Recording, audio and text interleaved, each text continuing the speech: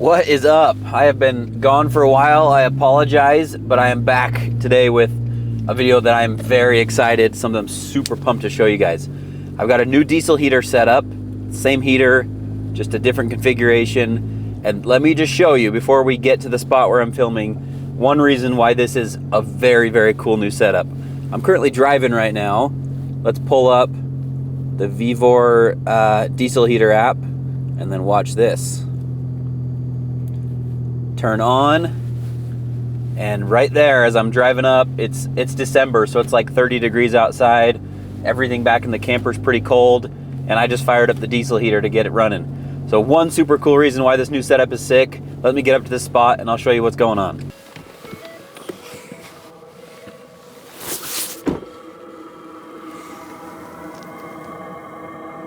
So that right there was your first hint, but as you can tell, it is not mounted anywhere out here. It's got a new home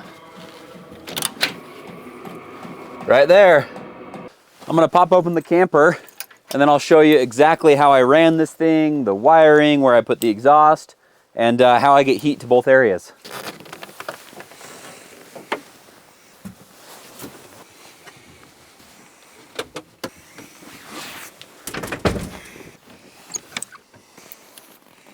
All right, let me show you this setup.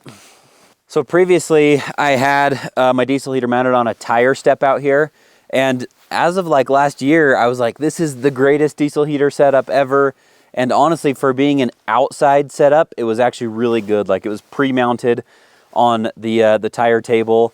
I would just hook it on, run the hoses.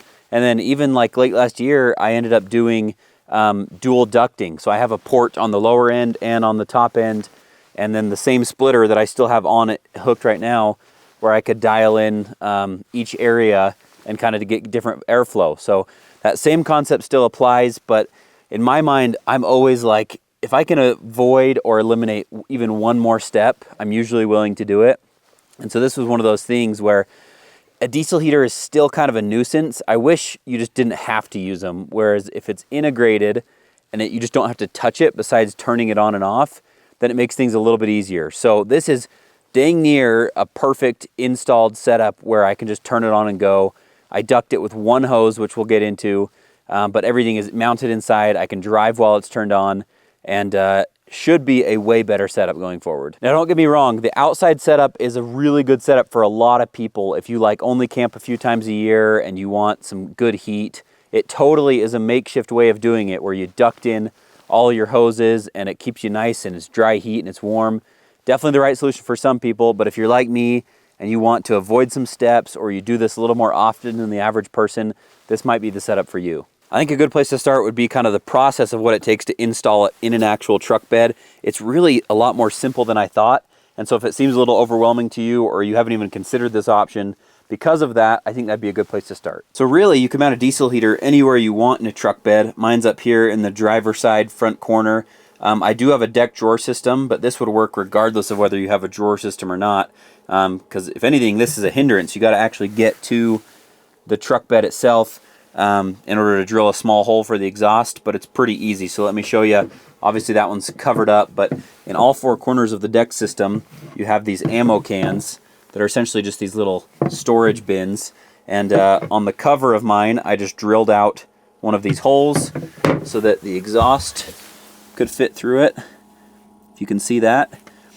And then, just for the sake of not having to undo the exhaust on that, I'll show you this ammo can, which is similar to the one in the rear, but the one in the rear has a giant plastic cutout that gives you access to the cleat in case you were strapping something down. And so I didn't have to cut anything else besides the lid. The back one just has a giant cutout that I had access right to the truck bed floor. So this really is, for being installed inside the truck bed, it's really pretty simple. The exhaust obviously connects out of the bottom of your diesel heater. I ran it all the way through the truck bed floor. I'll show you what it looks like from the outside in a minute. And then I literally just, because I had mounting points already, I was able to strap this down, didn't have to bolt it anywhere. And then I just retained using this splitter that I got online. I think I got mine on Amazon. I'll have a link for it. But this is literally just kind of like a Y splitter with adjustable valves, you could almost say. I've used this before, even when it was outside, and it allows you to control the air in 2 different zones. And so we'll show you how we route that one upstairs in a minute. So right there you can see that exhaust coming right out of the bottom. I had to do like an 1 3/8 hole or something, and it is wrapped in heat shield, and then it just connects in a few spots using the factory clamps, and then it just comes right out here out of the side of the vehicle. But having it in this corner, it's tucked away out of my way. It's convenient. I can fill up the diesel right there from the side door. Everything's just really easy to get to. Even the control panel is easy to get to right where I need it. And then the last thing I'll touch on from in here is the combustion intake. So let's talk about that combustion intake for a second. No matter how much I explain it to you, there will be guys, diehard diesel heater guys in the comments that will flame me. It's pretty impossible to post a diesel heater video on the internet and not have these guys just harp you on every little thing. They can be a little finicky, these systems. If you run them right, they're okay. Maybe that's why these guys are so diehard on them. But let me explain this combustion intake to you. So it's common practice if you're installing a diesel heater inside of a truck camper or a van that you run the exhaust outside, obviously, like I did. And then the second common practice would be to run that combustion intake outside of the vehicle as well, somewhere separate. Now this intake is not for the air that you're breathing in. This is the intake for air for the combustion of the actual diesel heater itself. And so it's really not dangerous that it's inside. People will flame me and say that's not true, but let me tell you why I'm okay with this. I work for a company called Adrenaline Industries. We build large expedition trucks. They're $500,000. They're these really, really high-end, complicated systems with heaters and AC and a million different things, as you can imagine, would be in an expedition vehicle. And our lead engineer has told me that it's okay to run it inside, and I trust him over any single person on the entire internet. On our expedition trucks, he hand builds the diesel heater systems that run all of the hot water and hot forced air in our trucks, and they are, I don't even know how many times the price of what these cheap Chinese ones are, and he hand builds them and puts all the components together. And so if there's anyone I trust his opinion over the internet, it's him. And his explanation is that it's perfectly safe, but it is just slightly less efficient. So if you're pulling cooler air from outside, that heater can run a little bit more efficiently. If it's pulling that warm air from inside, a little bit less efficient, that's all you're losing. But I'm not worried about the efficiency aspect at all, and let me explain. When you're running a diesel heater outside, it's actually not really the way they're meant to be run. You can makeshift it to make it work, and it's a great solution for a lot of people, but it's not very efficient because the air can never cycle. So your warm air isn't cycling anyway, because your fresh air intake is outside. So if you're camping in the middle of winter, you're pulling in -degree air, it's heating it, and it pumps it into whatever your tent you're using, which is great. But then it just has to just keep pulling cold air in continuously. If it's inside, that fresh air intake is actually just recycling warm air. The other thing I had to run was the wiring, and so my wiring, they come out the back of this. I just connected it to an extra wire and a 12-volt plug. That wire just comes along the backside, around my fridge, and then a bunch of the stuff is tucked back here out of the way, and the final plug ends up right here. That's a 110 plug, obviously, so I'll explain that. So diesel heaters obviously run off of 12-volt power. So what I have in here is an Anker Solix C1000. It's literally just a portable power bank that gives you different ways to plug stuff in. You plug in USB, you can plug in a 12-volt socket, and then if you hit the AC button, so AC power, you can plug in household appliances with a typical AC outlet plug. So naturally, you would think that like, oh, a diesel heater is 12 volt. It would make sense that you could wire it to a 12-volt socket, which is what I have mine on, and plug it into the 12-volt socket here on the power station. But it's not quite that simple. Almost all of these power stations, that 12-volt socket is only rated some as low as 6 amps and as high as 10 amps, which is what mine's rated for. The diesel heaters, you can read this right in any of their manuals from Vevor. They have to be rated, your power supply has to be rated for over 15 amps. And that's because at startup, these diesel heaters pull a lot of juice. They can pull upwards of 15 amps, essentially. And so it varies time and time again. Sometimes guys get lucky and they're able to run off the 12-volt with systems that are rated just a little bit higher. But it's not like super guaranteed. And if it's the middle of winter and it's a snowstorm, I'm not really in the business of being in the middle of nowhere and just gambling on the fact that that's going to work. So I want something foolproof that is almost guaranteed to work and have the accurate power supply. The perfect solution to this is to not run a power station at all. It would be to do like a full dual battery setup or an auxiliary battery setup where you're literally like wiring stuff yourself, doing like a red arc system or something where batteries are tucked away and you have control panels These all-in-one units just make life a little bit simpler for people that don't want to have to wire all that in a vehicle. Because with a system like that, you can have it rated for whatever you want and it can handle that power, no problem. But when you're limited to something like a power station, which is a good, simple solution, there is a workaround. So it's not the most efficient thing in the world, but it totally works just fine. I just order these on Amazon. It's literally just a 12 volt to one 10 volt adapter.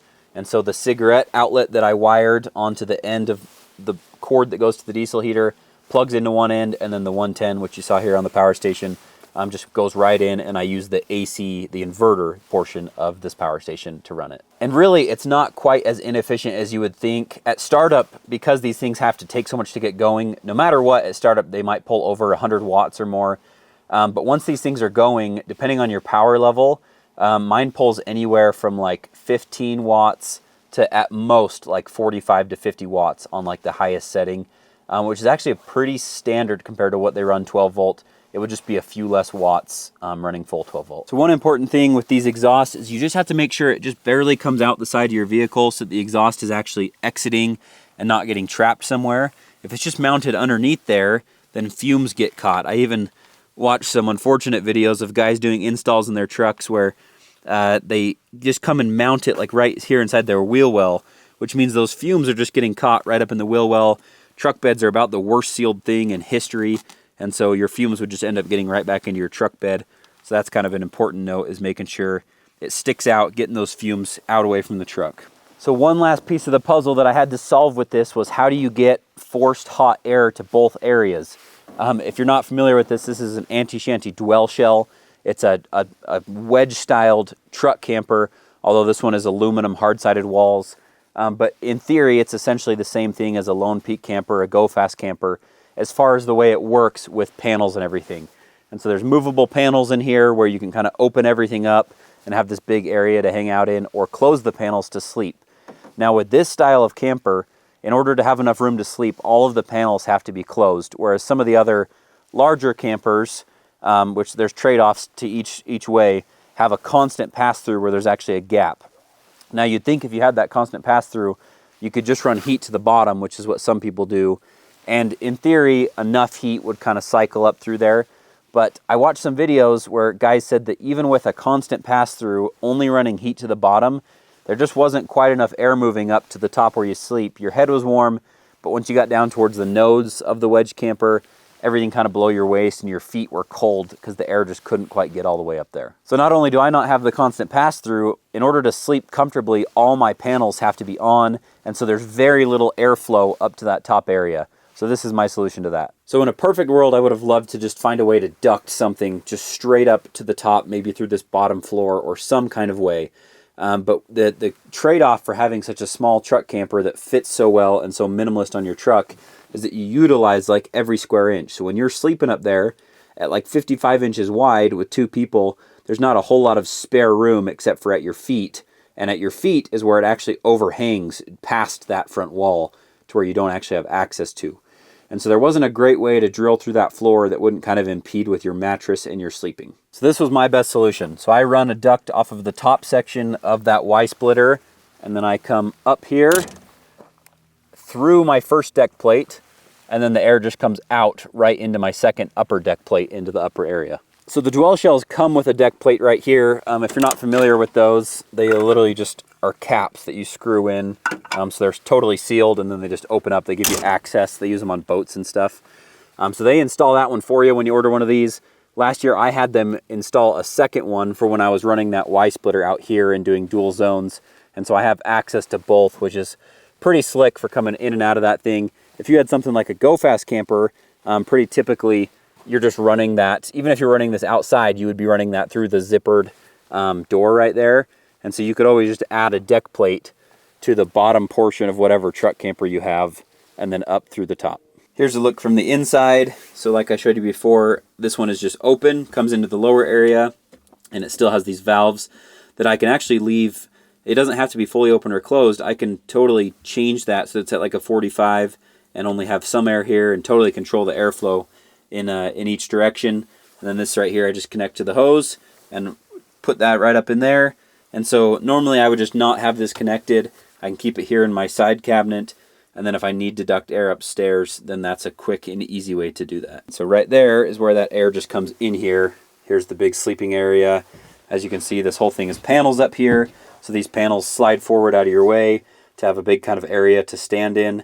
I'm kind of in the pass-through area right now, and then these panels go where I'm standing. And so that's why you kind of need to be able to duct it up here. So that's a really good location for getting good hot air up here and downstairs. All right, hopefully that covers everything. I'm always worried that I missed something. That's what the comments are for. If you have questions about something that didn't make sense or why I did something a certain way, please just let me know. I'm happy to hopefully explain it. So I'm super stoked on this setup. I think it will be kind of a year-round thing for me. I may end up taking it out in the summer months. I kind of left it as somewhat modular, so I will always leave the exhaust routed there. But it's pretty easy to disconnect that exhaust. The heater itself isn't bolted in, so I can undo that strap, undo the exhaust, and the heater comes out. And it would be pretty simple. But when we went to the Tetons and to Yellowstone National Park in August, we were at high enough elevation that I actually brought the diesel heater and we used it 2 of the 3 or 4 nights. Just because if you have it, you might as well take the edge off and sleep a little bit more comfortably. But let me know what you think of this new setup. It should be kind of a bomb winter setup and hopefully year-round setup for having heat here in the camper. So thanks again for watching, you guys. We'll catch you next time.